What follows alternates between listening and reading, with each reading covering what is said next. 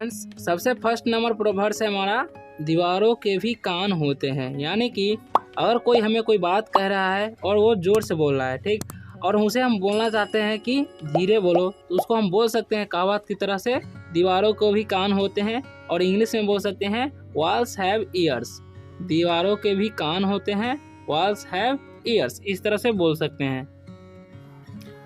अब दूसरा number proverbs है हमारा, अपना अपना होता है पराया पराया। ठीक, अगर हम किसी को बताना चाहते हैं कि वो अपना अपना होता है और पराया पराया होता है, उसे इंग्लिश में कैसे बोलेंगे? Blood is thicker than water.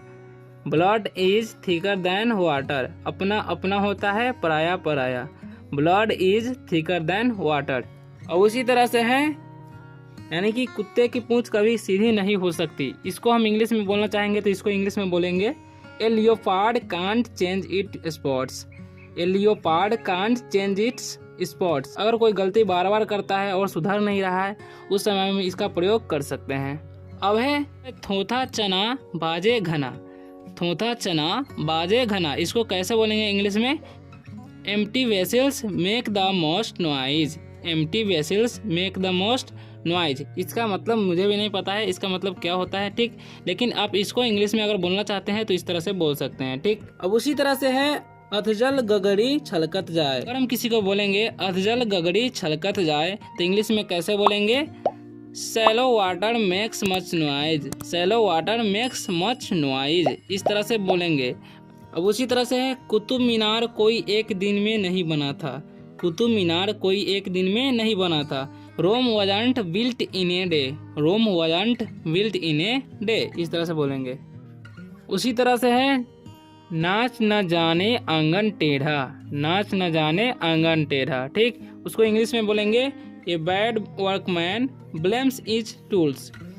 A bad workman blames his tools, यानी कि नाच न जाने आंगन टेढ़ा। ठीक, यानी कि कोई ऐसा व्यक्ति है जिसको खुद ही कुछ नहीं आता है और वो किसी चीज को दोष देता रहता है कि वही गलत है, ठीक, तो उस समय इसका प्रयोग कर।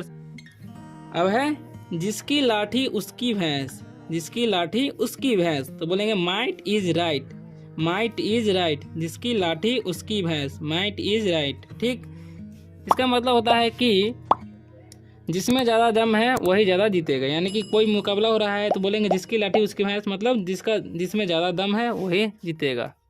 अब उसी तरह से एक मुहावरा है, सुनो सबकी करो मन की। सुनो सबकी करो मन की, बोलेंगे listen to people but obey your conscience.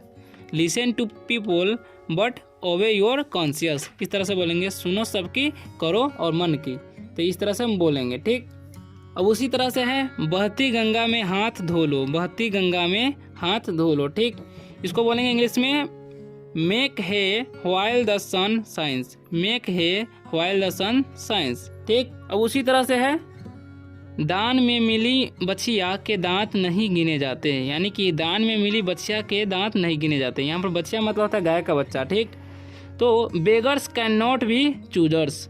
Beggars can not be choosers. ठीक, दान में मिली बछिया के दांत नहीं गिने जाते। Beggars can not be choosers.